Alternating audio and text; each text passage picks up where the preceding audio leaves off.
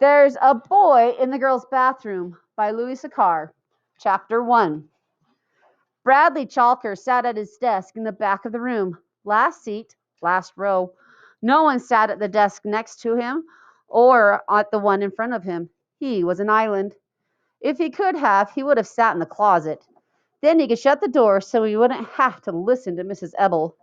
He didn't think she'd mind. She'd probably like it better that way, too. So would the rest of the class. All in all, he thought everyone would be much happier if he sat in the closet. But unfortunately, his desk didn't fit. "Class," said Mrs. Ebel, "I would like you all to meet Jeff Fishkin.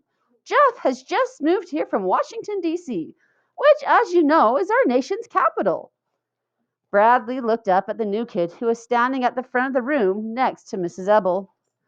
"Why don't you tell the class a little bit about yourself, Jeff?" urged Mrs. Ebel. The new kid shrugged. "There's no reason to be shy," said Mrs. Ebel. The new kid mumbled something, but Bradley couldn't hear what it was. "Have you ever been to the White House, Jeff?" Mrs. Ebel asked. "I'm sure the class would be very interested to hear about that." "No, I've never been there," the new kid said very quickly as he shook his head. Mrs. Ebel smiled at him. "Well, I guess we'd better find you a place to sit." She looked around the room. I don't see any place except I suppose you can sit there at the back." "No, not next to Bradley," a girl in the front row exclaimed. "At least it's better than in front of Bradley," said the boy next to her. Mrs. Ebel frowned. She turned to Jeff. "I'm sorry, but there are no other empty desks." "I don't mind where I sit," Jeff mumbled. "Well, nobody likes sitting there," said Mrs. Ebel. "That's right," Bradley spoke up. "Nobody likes sitting next to me." He smiled a strange smile. He stretched his mouth so wide, it was hard to tell whether it was a smile or a frown. He stared at Jeff with bulging eyes as Jeff awkwardly sat down next to him. Jeff smiled back at him, so he looked away. As Mrs. Ebel began the lesson, Bradley took out a pencil and a piece of paper and scribbled.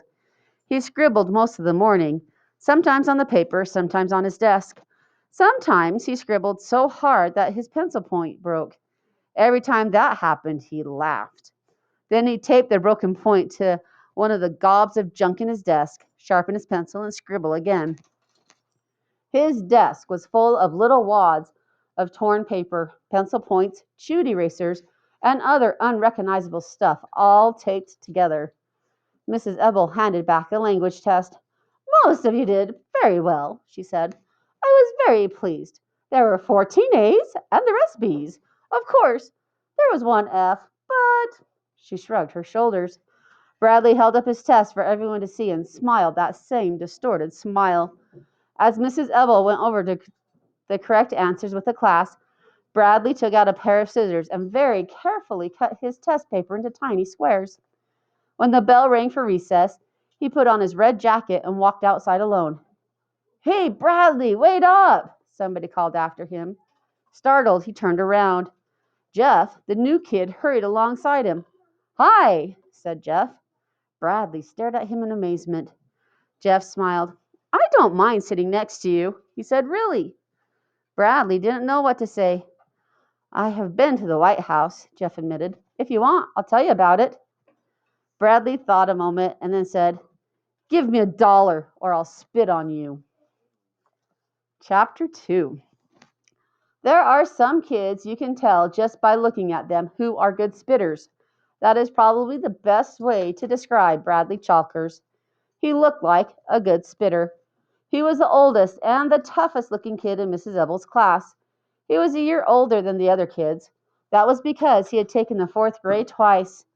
Now he was in 5th grade for the first, but probably not the last time. Jeff stared at him, then gave him $1 and ran away. Bradley laughed to himself, then watched all the other kids have fun. When he returned to the class after recess, he was surprised Mrs. Ebel didn't say anything to him. He figured that Jeff would probably tell on him that he'd have to give back the $1. He sat at his desk in the back of the room. Last seat, last row. "He's afraid to tell on me," he decided. "He knows if he tells on me, I'll punch his face in." He laughed to himself. He ate lunch alone, too. As he walked in from lunch, Mrs. Ebel called him to her desk. Who, me? He asked. He glared at Jeff, who was already sitting down. I didn't do anything. Did you give my note to your mother? Asked Mrs. Ebel. Huh? What note? You never gave me a note. Mrs. Ebel sighed. Yes, I did, Bradley. In fact, I gave you 2 notes because you said the first one was stolen. Oh, that's right, he said. I gave it to her a long time ago. Mrs. Ebel eyed him suspiciously. Bradley, I think it's very important for your mother to come tomorrow. Tomorrow was parents' conference day. She can't come, said Bradley. She's sick. You never gave her the note, did you? Call her doctor if you don't believe me. The school has just hired a new counselor, said Mrs. Ebel. I think it's very important that your mother meet her. Oh, they already met, said Bradley. They go bowling together. I'm trying to help you, Bradley. Call the bowling alley if you don't believe me. Okay, Bradley, said Mrs. Ebel, and she let the matter drop. Bradley returned to his seat, glad that was over. He glanced at Jeff, surprised Jeff hadn't told on him. As he scribbled, he kept thinking about what Jeff had said to him. Hey, Bradley, wait up. Hey, hi, I don't mind sitting next to you. Really, I have been to the White House. If you want, I'll tell you about it. It confused him. He understood it when the other kids were mean to him. It didn't bother him. He simply hated them. As long as he hated them, it didn't matter what they thought of him. That was why he had threatened to spit on Jeff. He had to hate Jeff before Jeff hated him. But now he was confused. Hey, Bradley, wait up. Hi, I don't mind sitting next to you, really. The words rolled around in his head and banged against his brain. After school, he followed Jeff out the door. Hey, Jeff, he called, wait up. Jeff turned and started to run, but Bradley was faster. He caught up to Jeff at the corner of the school building. I don't have any more money, Jeff said nervously. I'll give you $1 if you'll be my friend, said Bradley. He held out the dollar Jeff had given him earlier. Jeff slowly reached out and grabbed it. Bradley smiled that same twisted smile. Have you ever been to the White House? He asked. Yes, said Jeff. Me too, said Bradley. He turned and ran home. Chapter 3. Bradley opened the front door to his house, then made a face. It smelled like fish. You're home early, his mother said from the kitchen. She was a large woman with fat arms. She was wearing a sleeveless green dress and holding a butcher knife. My friends and me, we raced home, he told her. A fat fish about the size of one of Mrs. Chalker's arms laid on the board on the counter. Bradley watched her raise the knife above the fish, then quickly hack off its head. He walked around down to the hall to his room and closed the door. Hey, everybody, he announced. Bradley's home. But he was pretending that it was someone else who was speaking. Hi, Bradley. Hi, Bradley, he said. Hi, everybody, he answered, this time speaking for himself. He was talking to his collection of little animals. He had 20 of them. There was a brass lion that he had found one day in the garbage can on the way to school. There was an ivory donkey that his parents had brought back from their trip to Mexico. There were 2 owls that were once used as salt and pepper shakers, a glass unicorn with its horn broken, a family of cocker spaniels attached around an ashtray, a raccoon, a fox, an elephant, a kangaroo, and some that were so chipped and broken you couldn't tell what they were. And they were all friends. And they all liked Bradley. Where's Ronnie? Bradley asked. And Bartholomew? I don't know, said the fox. They always go off together, said the kangaroo. Bradley leaned across the bed and reached under his pillow. He pulled out Ronnie the rabbit and Bartholomew the bear. He knew they were under his pillow because that was where he put them before he went to school. What are you 2 doing back there? He demanded. Ronnie giggled. She was a little red rabbit with tiny blue eyes glued onto her face. One ear was broken. Nothing, Bradley, she said. I was just taking a walk. I had to go to the bathroom, said Bartholomew. He was a brown and white ceramic bear that stood on its hind legs. His mouth was open, revealing beautifully made teeth and a red tongue. They were making out, announced the Mexican donkey. I saw them kissing. Ronnie giggled. Oh, Ronnie, scolded Bradley, what am I going to do with you?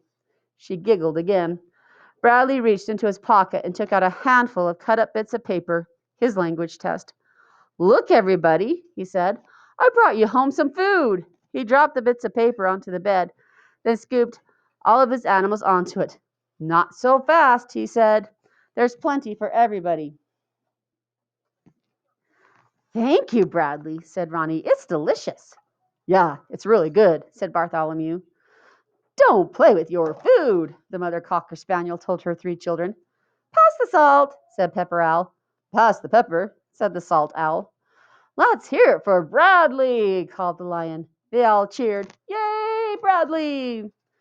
Ronnie finished eating, then hopped off by herself, singing doody doody doody. Then she said, I think I'll go swimming in the pond.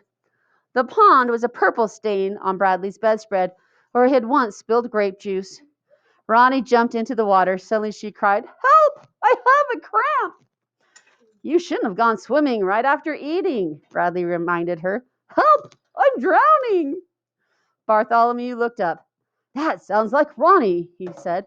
It sounds like she's drowning in the pond. He hurried to the pond to rescue her. Hold on, Ronnie, he shouted. The door to Bradley's room swung open, and his sister Claudia barged in. She was 4 years older than Bradley. Get out of here, he snapped at her, or I'll punch your face in. What are you doing? She teased. Talking to your little animal friends? She laughed, showing her braces. It was Claudia who had broken Ronnie's ear. She had stepped on it accidentally. She told Bradley it was his fault for leaving his animals strewn all over the floor. He didn't tell her that Ronnie wasn't on the floor, but lost in the desert. Instead, he said, Who cares? It's just a stupid red rabbit. Mom wants you, said Claudia. She told me to get you. What does she want? She wants to talk to you. Tell your animals you'll be right back. I wasn't talking to them, Bradley insisted. What were you doing then? I was arranging them. I was putting them in alphabetical order. It's a project for school. Call my teacher if you don't believe me. Claudia snickered. Although she always made fun of Bradley's animals, she had felt really bad when she stepped on the rabbit. She knew it was Bradley's favorite. She had bought him the bear to make up for it. What do I want a bear for? He said when she gave it to him. Bradley went to the kitchen. The fish, now cut up and covered with onions, was frying on top of the stove. You want me? He asked. How's everything at school? Asked his mother. Great. In fact, today I was elected class president. Your grades are all right? Yes. Miss Ebel handed back a language test today, and I got another A. In fact, it was an A+. May I see it? Mrs. Ebel hung it on the wall next to all my other A tests.